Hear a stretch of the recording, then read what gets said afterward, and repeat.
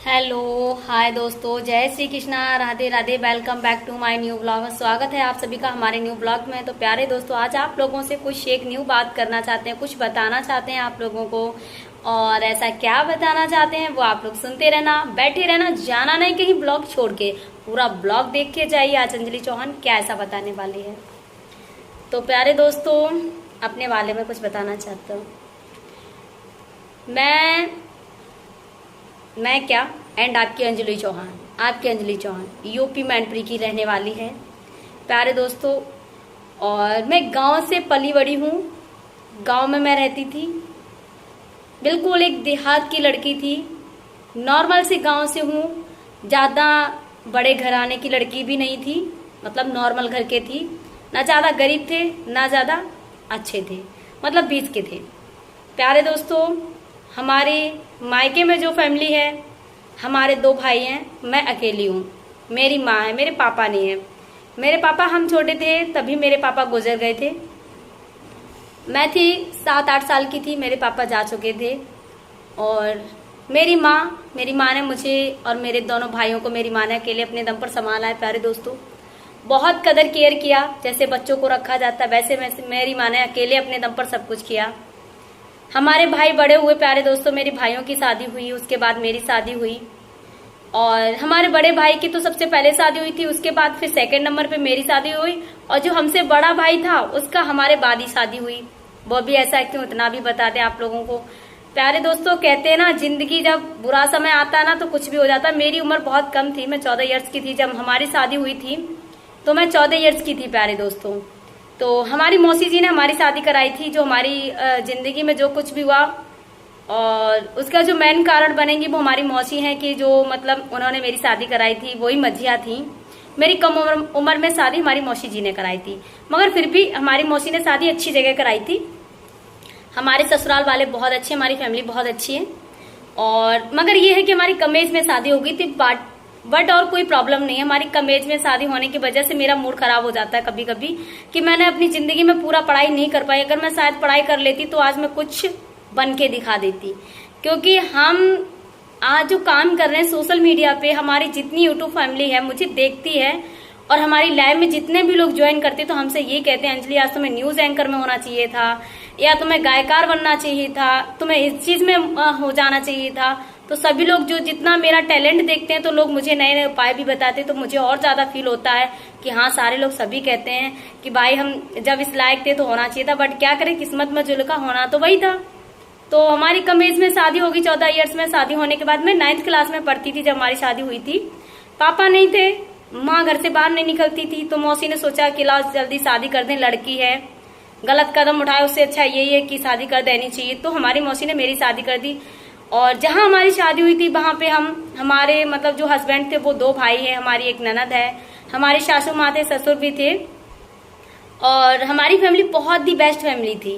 तो हमने 9th में पढ़ाई की थी। शादी के बाद फिर मैंने हाई स्कूल किया, फर्स्ट ईयर किया, इंटर किया। बीएससी का जब टाइम आया तो हमारे ससुर जी बीमार पड़ गए। तो जब हमारे ससुर जी बीमार पड़ गए तो उनको कैंसर की शिकायत हो गई प्यारे दोस्तों। फिर तो आप समझ सकते कि कैंसर के इलाज में होता क्या है। उनकी इतनी हालत कंडीशन खराब हुई थी प्यारे दोस्तों, हमारे ससुर जी तो दिमाग से बिल्कुल किसी को पहचान ही नहीं पाते थे कि ये कौन है, कि ये कौन। अपने लड़कों को, मतलब हमारी माँ को, किसी को समझ ही नहीं पा रहे थे। वो बुरे दिन हम लोगों ने भी देखे थे। फिर हमारे ससुर एक्सपायर हो गए, 1 साल तक बीमार, मतलब चलते रहे। ऑपरेशन हो गया। ऑपरेशन होने के बावजूद भी उनकी बॉडी में पूरा कैंसर फैल गया, तो वो फिर एक्सपायर हो गए। उसके बाद हमारी सासू माँ रह गई और हमारे देवर, हमारी ननद की शादी हो गई। हमारी ननद की शादी बहुत अच्छे घर में हुई है, बहुत अच्छी फैमिली मिली है भगवान की दुआ से। वो बहुत ज्यादा अच्छी खुशी, मतलब लाइफ बहुत अच्छी जी रही है। और मैं अपनी ननद के लिए हमेशा यही कहूंगी कि भगवान हमारी ननद को जितनी ज्यादा खुशियां मिले उतना ही ज्यादा अच्छे। क्योंकि एक ननद नहीं, वो एक हमारी बहन है। ननद तो लोगों की होती है, मैंने देखे हैं, झगड़ा करने वाली होती है, मगर हमारी ननद तो एक बहन से बेटर भी है। और हमारी फैमिली दी बेस्ट फैमिली है। मेरी जैसी फैमिली होना बहुत मुश्किल है। इज्जत घराने की फैमिली है हमारी फैमिली में। आज दिन तक किसी ने कुछ गलत नहीं किया है। और प्यारे दोस्तों, अभी हमारी फैमिली जो है, हमारी सास हैं, देवर हैं, देवरानी हैं, और हमारे हस्बैंड, हमारे 2 बच्चे। बट प्यारे दोस्तों, जब घर परिवार में झगड़ा और कुछ प्रॉब्लम होती है तो अलग भी रहना पड़ता है। तो इसी कारण मैं कुछ दिनों के लिए घर से बाहर निकल आई थी, रेंट पे रहने लगी थी। वहां पे भी कुछ ऐसा हुआ जो मुझे, हमारा परिवार बिछड़ गया, वहां पे कुछ ऐसा हो गया था मैटर जो हम आप लोगों से अभी शेयर नहीं कर सकते, समय आएगा तो वो भी बताएंगे। तो वहां से मेरा परिवार बिछड़ गया, हमारे हस्बैंड दोनों बच्चों को लेकर घर पे आ गए, मैं वहीं पे रह गई। कुछ जिद होती ना, जिद, जो मैंने अपनी जिद दिखाई थी वहां पे, जिद की वजह से मैं वहां पे रह गई। तो आज भी मैं अपनी जिद से ही यहाँ पर बैठी हुई हूँ अकेले। बस मेरा परिवार मेरे साथ है, हमारे सास, हमारे ननद, हमारे नंदोई, हमारे हस्बैंड, देवर, पूरा फैमिली मेरे साथ है, पूरा सपोर्ट करते हैं। कोई दिक्कत नहीं, कोई प्रॉब्लम नहीं है भगवान की दुआ से।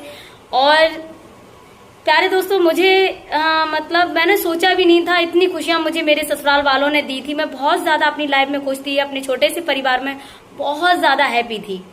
मगर कुछ कहते हैं ना, समय का फिर कब बदल जाए, सुख की जगह दुख कब टूट पड़े, कोई भरोसा नहीं होता। इसीलिए हम कहते हैं सभी से कि भाई जिंदगी का कोई भरोसा नहीं है, कभी भी अच्छे वाले बुरे दिन कभी भी आ सकते हैं भाई, कुछ भी नहीं पता। इसलिए अच्छे से रहो, खुश रहो, मस्त रहो।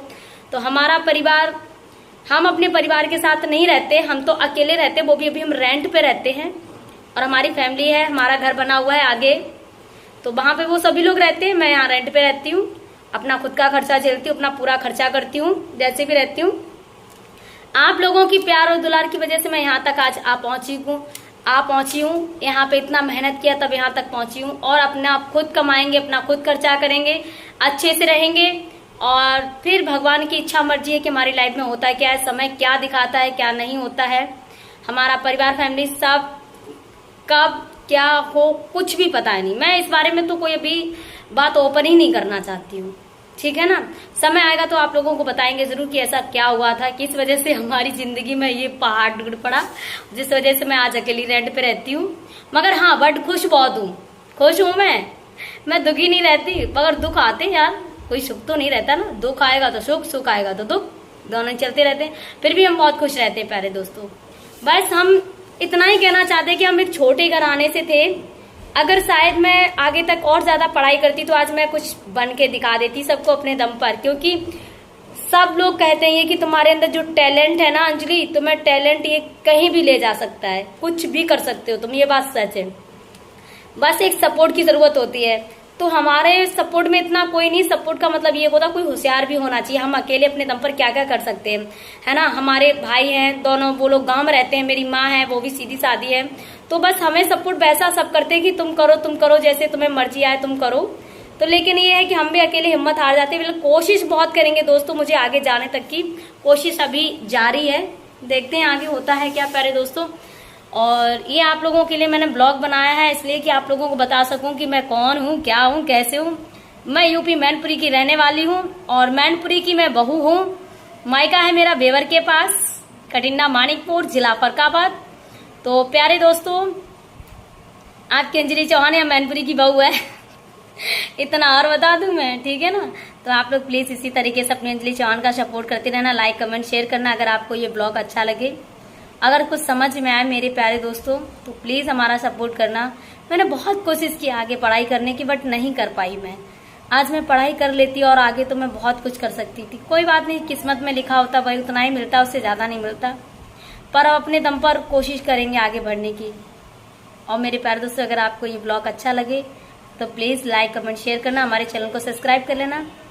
Thank you so much. फिर मिलेंगे अगले न्यू ब्लॉग में। और हाँ, हमारी मैनपुरी में मठा गलू प्रसिद्ध है बहुत ज्यादा। आप लोगों का निमंत्रण करेंगे हम, आना हमारे मठा गलू पूरी खाने के लिए। बुलाएंगे आप लोगों को, जल्दी प्रोग्राम भी करेंगे, फंक्शन भी करेंगे, बहुत जल्द करेंगे। वो भी हम बताएंगे किस खुशी में करेंगे। जब आप लोगों को बुलाएंगे तो आप लोग को आना पड़ेगा, समझे। चलते हैं, फिर मिलेंगे, बाय बाय।